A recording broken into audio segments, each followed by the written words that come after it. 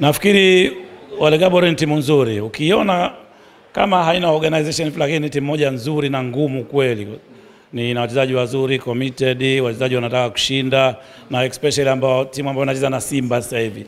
Hata kuta watoto wadogo kama hivyo wanaleta challenge. Kwa hivyo ni timu ambayo inajaribu kucheza mpira, hakuwa na mbinu zaidi tu, lakini nafikiri ni timu nzuri. Kwa walikuwa wanaonyesha ile intensity yao. Kitu ambacho kikubwa kwao kilikuwa ni spirit. Walikuwa na spirit. Lakini walikuwa ni timu ambayo inacheza mpira.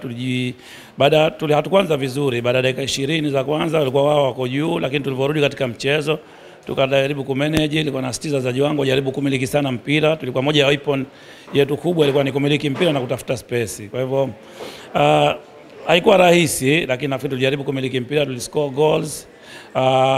Tuenda half time tuna 1-0. Ile ni big advantage kwa kwetu, ilikuwa kufuta goal la mapema.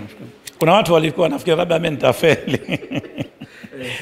Nafikiri kuna watu walikuwa positive, kuna watu wako negative, ndio maisha yako hivyo, lakini mimi nilikuwa na imani, ndio maana nimekuja. Nilikuwa na imani naweza kusaidia hapa palipo. Ilikuwa ni pagumu, na nafikiri asingetokezea kocha wa aina yoyote kuja kutake over mechi kama yoyote, kuchukua timu katika mazingira kama yale kuja kucheza mechi ya leo. So kwa hivyo mimi nafikiri kwangu mimi ni credit, nimejitoa muhanga, nimeweza kufanikisha kile ambacho nilikuwa nafikiria. Looking forward, I'm happy. Ni ngumu kucheza bila mashabiki? Kwa kiasi kikubwa mno, Pia nafikiri ndio kitu ambacho pia kilikuwa kinawapa nguvu wale opponent wetu, kwa sababu walikuwa wanaonekana wana nguvu, kwa sababu shabiki ni mchezaji wa 12, sio? Ukimpata na kwa jinsi ninavyojua Simba wanavyokuwa na shabiki, mimi nafikiri wale wangekufuata 4.